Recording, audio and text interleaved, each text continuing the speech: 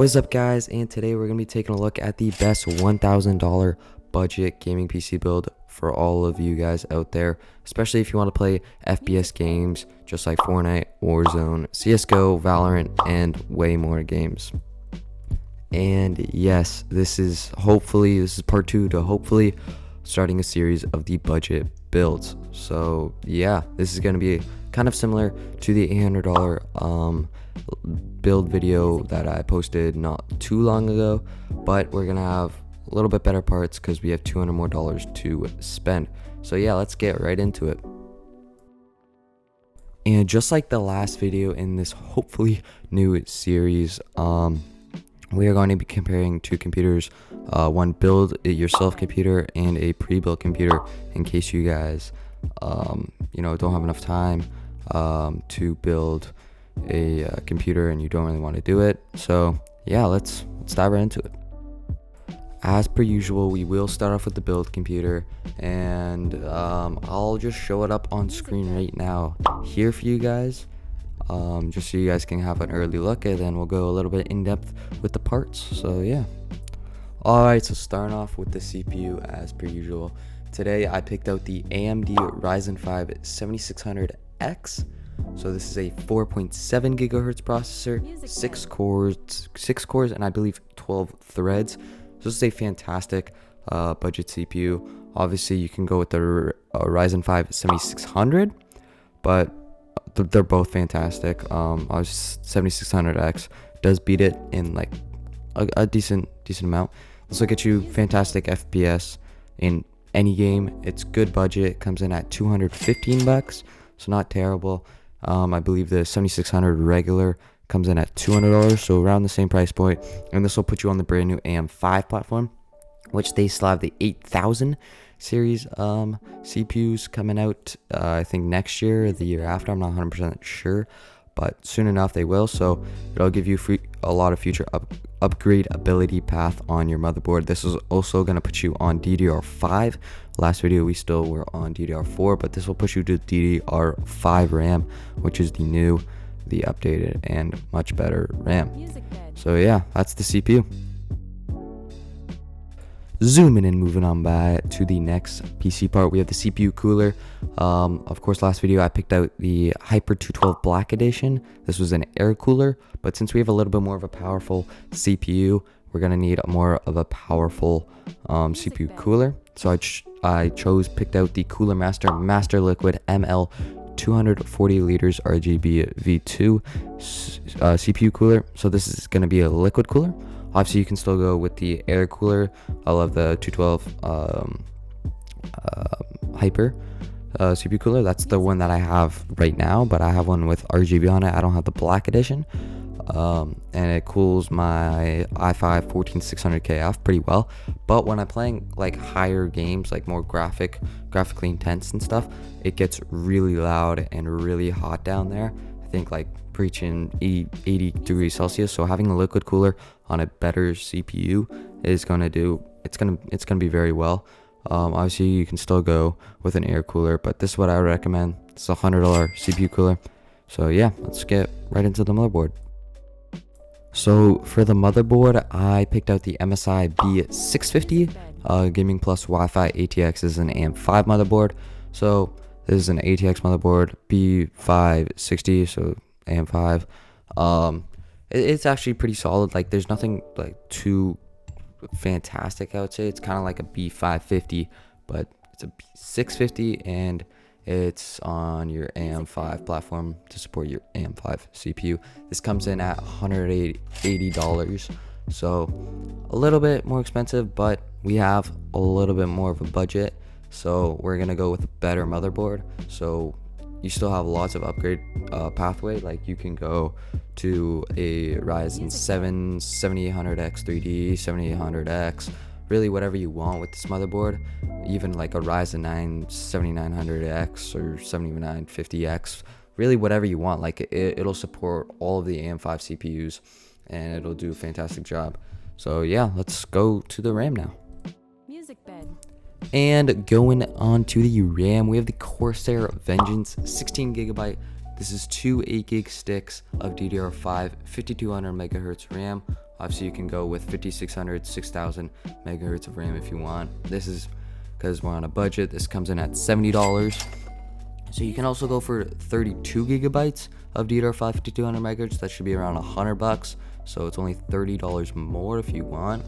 Obviously this doesn't have RGB, which saves us around 10, 15, maybe even $20 sometimes, depending on what RAM we have. But you don't really need RGB on your RAM. It does look better on the computer, but I don't have RGB on my RAM. I have 32 gigabytes of DDR5 RAM, 6000 megahertz, and they're not RGB, but my computer still looks beautifully good and still looks fine. So yeah, this is pretty good RAM, DDR5, so the new RAM. Yeah, let's move on. Moving on, we have the same SSD from last video with the Kingston MV2 1TB M.2 SSD. So it's the same one from last video. This is $60. It's a great SSD. Obviously, in my opinion, SSDs, like, they don't do a huge impact on your gaming performance. Sure, they do a little bit, like, to help and stuff, but you don't really need anything amazing for an SSD. So this is gonna work fine, especially on a budget. And it's just a normal SSD, I guess. You can go to like a Samsung 980 Pro or 970 or whatever really you want, but this is perfect on a budget. This comes in at $60. So yeah, let's go to the GPU. Alright, so moving into the GPU. For this build, I like to give a lot of different variety on the GPU. Same with the CPU. So we'll name a couple different GPUs for you guys. Yeah, I'd recommend a $200 to $300 budget on your GPU for a $1,000 build, and those will still do fantastic. So here we have the RTX 3060. So brand new, it's about $300, but you can go and use Marketplace and get it for way cheaper, around $200 maybe. So yeah, it's a good GPU all around, but we got a couple other ones that are a little bit better. So the 3060 is probably the worst out of the bunch. So the next one we have is the RX 5700 XT. So I recommended this GPU from the last video. It's a fantastic budget GPU. It's a little bit better than the RTX 3060 in my opinion, because it just gets more raw FPS in games, especially like FPS games. We need the raw FPS more than anything. Now, brand new off Newegg, I think this is around $250. You can go on the used marketplace, like Jawa. I really like Jawa for the used marketplace, but you can get it maybe around 200, 220, 210, something like that, off of a used marketplace. So you'll save yourself a little bit of money and still keep in that really good budget range. For the next GPU, we have the RTX 2070 Super. I believe I recommended this in one of my videos. I can't remember which one, but this is a very good GPU still in this day and age. Sure, it's on the 20 series, but it outperforms the 5700 XT and the RTX 3060. So it's really good FPS wise. Obviously not graphical wise. I would probably like the 3060 a little bit better, but FPS wise, the 2070 Super is better than both of those. But we still have one more graphics card to name, but off the used marketplace, the 2070 Super should come in around $260. I believe I saw one, maybe $270, somewhere around that price range. It'll be around the $200 to $300 price range that we have set. For the final GPU, I chose the RX 6600 XT. So on my last video, I said that the RX 6600 wasn't that great of a GPU and I didn't really like it. And yeah, like, I didn't love it. It's not that great, but the 6600 XT is way better. It outperforms it in so many ways. It's so much better, and price to performance, it's pretty good. So this is going to be right around that $300 budget that you have. So off the used marketplace, yeah, right around that $300 budget probably. But FPS wise, it outperforms every single other card on this list, so I really like this. But if I had to pick one GPU out of these four, I would go for the RTX 2070 Super, just because I like NVIDIA a lot. Obviously, I'm not like an NVIDIA lover. I still really like AMD in terms of FPS, but if you want to switch over to graphical games later on, then that's where the 2070 Super really comes in. And it's not like the 6600 XT doesn't really beat the 2070 Super insanely, but it still does beat it in the FPS. But yeah, like I like the 2070 Super the most, and for budget wise, like if it's the budget, the best. So yeah. Now all that GPU talk is over. Moving on to the case, I picked out the Montech Air 903 Max. This is an ATX mid-tower case. So yes, this is not the other case that I had from the last video. So this is a $70 case, so still around that price point. But I think the other Montech case, the X3 mesh, I think that one sold out completely. I couldn't find it anywhere. So this one's still around that cheaper range. It comes in at $70, and this one is actually a lot better than the other one. In my opinion, I think it looks bigger. Like obviously it's still an ATX mid-tower case, but it still looks a lot bigger and a lot more bulkier. And I believe the fans on it, like the fans that are already like that come with the computer itself, I think those are much better as well. So yeah, there's not too much to worry about a case other than the cooling aspect and this Montech. So the power supply for this build it yourself computer is going to be the Corsair RM750E. This is a 750 watt 80 plus gold certified. This is a fully modular ATX power supply. So great power supply, gets the job done. I think this was the same power supply that I used in the last video, so even it's still really good for upgrade pathways. So if you want to upgrade your computer, this will do fantastic jobs. This does come in at around $90, so not bad, and it does a fantastic job. So yeah, that is it for the build it yourself PC. Let's move on to the pre-built PC, and then I'll give you my end thoughts on both of these. So yeah, let's go. Alrighty, so just like last video, I have 3 different pre-built computers all around that $1,000 price range for you guys, starting from the worst computer and moving on to the best. So for the first one, we have this Skytech Gaming Shadow Gaming PC. This is a desktop gaming PC, of course. This has the AMD Ryzen 5 5600X. This is a 3.7 gigahertz processor. This is a 6-core 12-thread processor, but this is going to be on your AM4 platform, so it'll probably support DDR4 RAM, but it has 1 terabyte of NVMe SSD, and yes, it does have 16 gigabytes of DDR4 RAM. It's a 3200 megahertz. I believe that these are 2 8GB sticks of RAM, hopefully. Not 100% sure, but that's like really rolling a dice with pre-built. If you don't know, you don't really know if you're gonna get one 16GB stick or 2 8GB sticks. Obviously 2 8GB sticks are much better than that one 16GB stick. But this also does hold 600 watt 80 plus gold power supply on the Windows 11 Home 64-bit. So this is right around that $1,000 price range for you. I don't love this computer, but it's the best one that I could find off of Amazon. But it's okay. I don't really recommend this one, but I mean, you can go for it. Let's move on to the next one. So the next one, I found this one off of Best Buy. So this is a CyberPower PC. So obviously I don't love the brand CyberPower at all.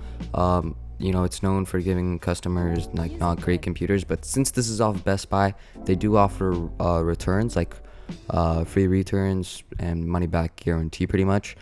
So this is actually pretty cool because you can pick it up or you can get it shipped, and it's like a little bit customizable, but I just went with just the regular computer for $1,000.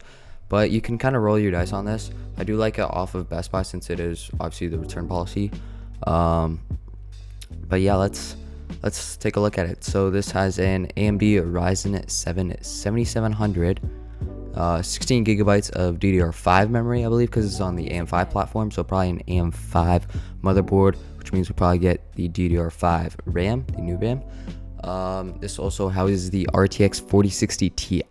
This is an 8 gigabyte VRAM graphics card, so it's pretty good, and it also holds 2 terabytes of SSD and it's a white computer case. So it's not bad. It's not the best, but for $1,000 it'll do, like it'll run well. Obviously you can change out these 16 gigabytes of memory and change that into 32, then I think that's a very good computer. But for right now, like, it's actually pretty solid, and of course the returns is really what I love off of Best Buy. So let's move on to the final one. So for the final computer of these 3 pre-builts, we have off of Newegg, and yes, I love Newegg because it shows the FPS for every game right off of Newegg. So I couldn't find amazing ones. I did find this Yayen gaming PC. You guys might know Yayen because I used their brand in the last video, the $800 pre-built computer video. And I actually really like this brand, and it actually houses a very strong computer. So this holds an RTX 4070 with a Core i5 13th gen, so this is going to be your 13400F. I don't love the CPU, but if you don't really love the CPU, what you can do is you can actually take the CPU out of the computer, and since you took it out of the computer, you can use another Intel CPU like the i5 14600KF. That's the one that I have. I really like that one. Or you can go with something like an i7 12th gen, 13th gen, really whatever you want. This holds 16 gigabytes of DDR5 RAM. It's going to be in 2 8 gigabyte sticks, I believe. And it's a 1 terabyte of SSD with Windows 11 installed on it. So it's actually pretty solid. I like this one. Probably best out of all of them. It does come close with the Best Buy, but since it's got a better graphics card, and I trust Yayen, and I trust Newegg a little bit more than I do with the CyberPower PC, I'm gonna have to go with this one. And in terms of FPS, let's check it out. So in 1080p on Counter-Strike 2 CSGO, you'll get around 265 FPS. For Valorant, you'll get around 315 FPS. And since it's not Fortnite competitive, you'll get around 120, but in Fortnite competitive, you should be around 1080p comp settings, you should get around 220 to 240 FPS. Obviously late game will change it up a little bit, but that should be your base speeds. And in terms of Call of Duty, you should be getting around 160 FPS. So yeah, that's all those FPS games for you guys. Let's move on to my final thoughts. So of course my final thoughts is gonna be, I like the build it yourself computer a little bit more.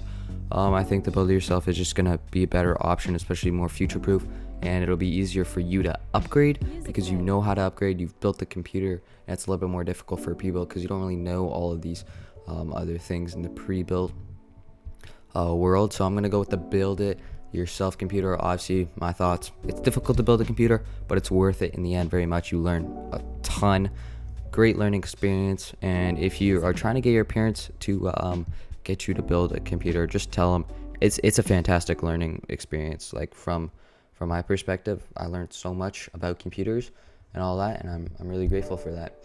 So yeah, that is everything in today's video. If you guys did enjoy, please leave a like down below and subscribe to the channel, and I'll try and post more of these and continue on the series. Thank you for watching. See you guys in the next one.